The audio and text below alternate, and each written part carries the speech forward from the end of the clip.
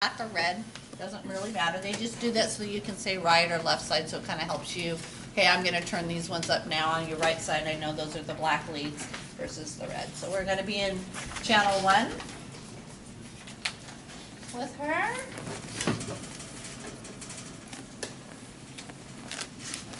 You comfortable, young lady? Yes. All right. So we're going to do this quad right here, okay? So I usually ask them to tighten this one up first so I can kind of see where she's at, and then go ahead and tighten that one up. And in a little bit, we'll kind of show you guys how to find the motor points. So motor points are like the most muscle fibers in an area, and you'll just go with your finger until you feel that contract the most, and that's where you're going to want to put your pads. But for demonstrating the machine, we'll just kind of go from my clinical knowledge of what I think. So what's something I need to do after I clean her off before I put any kind of electrical stem on her? So we did her contraindications. She doesn't have any, and I'm going to check her sensation here. So she's just going to tell me if those feel the same. Because post-op, sometimes they're a little bit desensitized. It's usually more down around the knee. Does that feel the same? I want it to feel the same where I put the pads. Yeah. Would you do that after you clean? Because yours, I mean, would you clean and then do the same? Oh, I probably should have done Okay, it. Yeah, sanitary-wise, right? My hands are washed and Okay. clean, but yes, you're absolutely right. Oh, she's like the infectious disease. I love it. Okay. And then here. But those are all really good questions. Those are the kind of things that are going to make you think the right way to do things. Okay. So I'll clean this one. I don't know what happened. There it is. All right.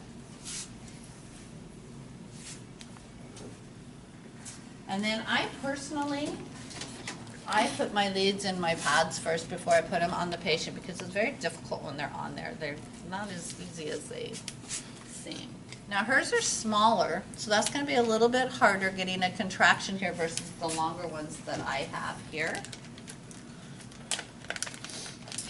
So if you want to try it on somebody who's got a bigger quad, just clean these off and clean the skin off, and you can use these for that, for the quad, if that's a bigger muscle that you want to do.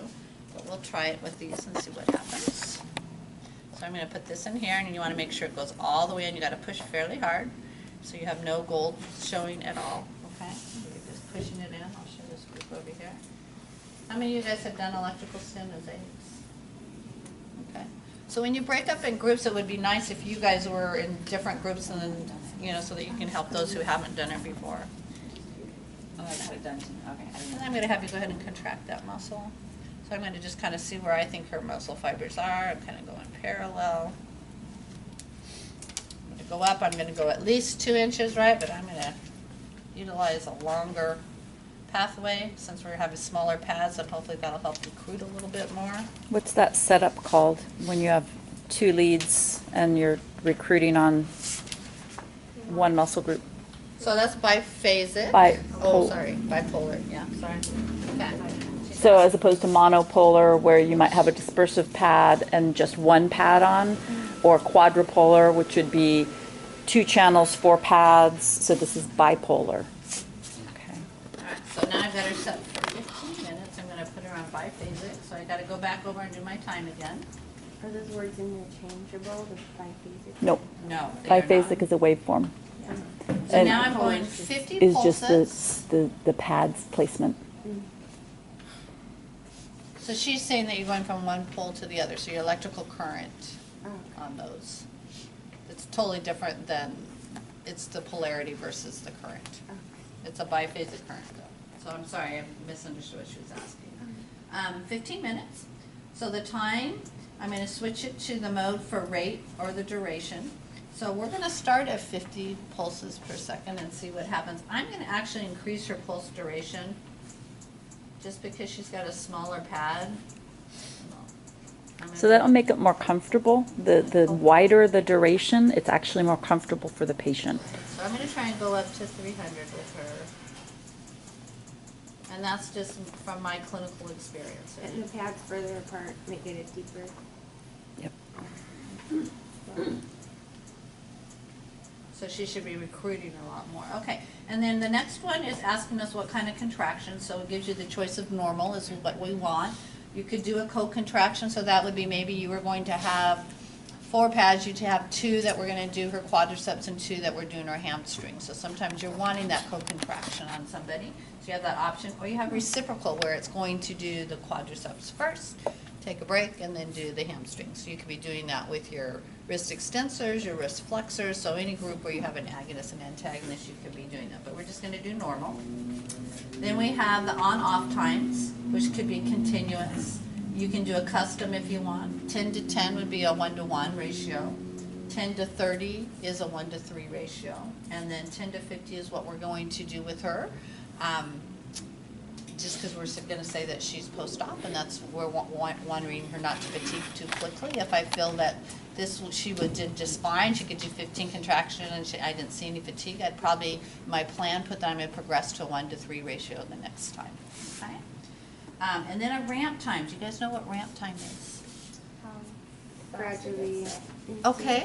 All right. How much it goes up or how much it goes down, right? And so do you have a suggestion on why we would use that? Why do we use a ramp? Okay. So maybe it's just not that quick. It gives us a little time. It kind of builds it up. Like we talked about the rebound effect and all those kind of things. So it's kind of the same idea. We're just letting them get used to it. And then when it goes off, it's going to go back down as well. So on these, when it has a ramp time, it means it's going to be a ramp up and a ramp down. So with that being said, that's going to be included in that on-off time. So if I do a ramp up time of 2 seconds, they say anywhere from 1 to 2 seconds is comfortable for someone. So let's say I'm doing 2 seconds. So that's a total of 4 seconds of that 10 seconds, right? So they're really only going to, have a 6-second contraction during that time. So I either want to increase that on time a little bit more so I can get an actual 10-second. And I'm probably not going to change the rest cycle that much. I'll probably leave it about 50, so I'm not going to be an exact 1-to-5 ratio. You guys okay with that? Mm-hmm. Okay. So I'm going to do 2 seconds just to help her out. So then with that, in order to start this machine, we have to be able to do the intensity first. Okay, so she's going to tell me when she first starts to feel anything. I want to know that this machine is working. Generally speaking, I test machines on myself first if I haven't used them before to make sure they work before I put them on a patient. So I've done that. Works perfectly fine. Her connections are all good. It will tell me on here if my conductivity is not good. So you're going to just let me know when you first start to feel any kind of tingling sensation. Okay?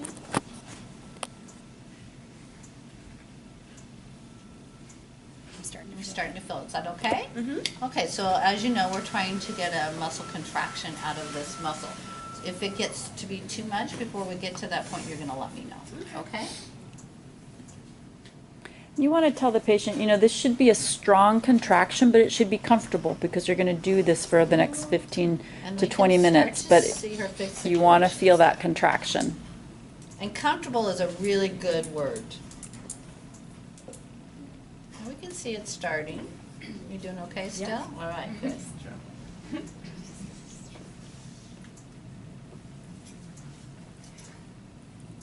Yeah, so don't use kind of alarming words like painful or, electricity or shock.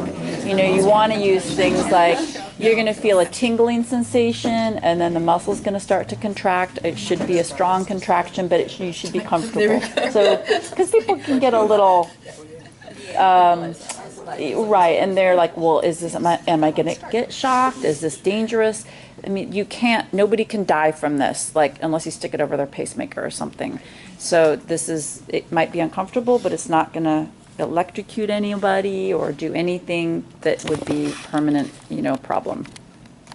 So with her, I put start on while you guys were talking, just because until you hit start, it's going to be a constant, continuous contraction. And I realized that when I was filming last night, I was like, God, when's this going to rest? And I realized I hadn't hit the start button. So please hit the start button. Okay, that's your final step. And so then we talk to the patient, and I sit here through the first one with her, and we kind of talk about what she's doing. I might put a rolled towel under here to do a short arc quad. I might ask her when it comes on, I want you to tighten that muscle, bring your foot up, and we're going to bend this knee. And then you're going to just do what we call a straight leg raise, and you're going to just lift it up to here. Okay, so there she goes. And you're just going to hold it there, keep it as tight as you can. That's it, tight, tight, tight. How's that feel? And then I want you to slowly lower it, lower it, lower it, lower it, lower it, lower it, lower it. And then keep it tight until it decides to shut down, and then slowly relax. Excellent job. How'd that feel? Good. So the only thing I'd say is maybe breathe next time somebody happens. Okay? Really happens a lot. We're concentrating so much, and so we really want to make sure our patients, I always say I want to make sure you have blood to your brain so you can think and talk to me, okay? So make sure you breathe. And if they have a hard time with that, I just have them count out loud, because then I know they're getting oxygen exchange, right? So it's a really easy way to ask them to breathe, just ask them to count out loud. You don't even have to talk about breathing with them. So that 50 seconds is a long time in between for them. So a lot of times it's a pet peeve of mine. I'll see my patients with like a magazine or something like that. I do not let them have that. Or their Can't phone. have their phone. Or their phone. Yes. My aides are very funny. When I'm not around, I know but as soon as they see me, they'll tell their patient, and then I tell them, this is really biofeedback. This is re-education. You're really trying, you need to know what you're doing. You need to hold that up there. Hold it up there, read out loud to 5. 3, 4. Then slowly lower, no plopping allowed. It was cramping. Okay? So she's got some cramping, yeah.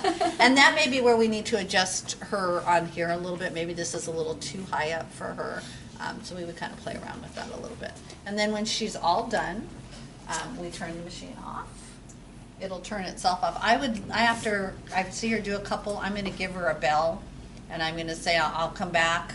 So say I'll come back in 5 minutes and check just to make sure that she's still getting a contraction, that she hasn't accommodated, that I don't need to turn it up at all, and it's still doing well. She's not fatiguing. I'm looking to make sure she's still getting a good contraction, that it's not fatiguing on her anymore.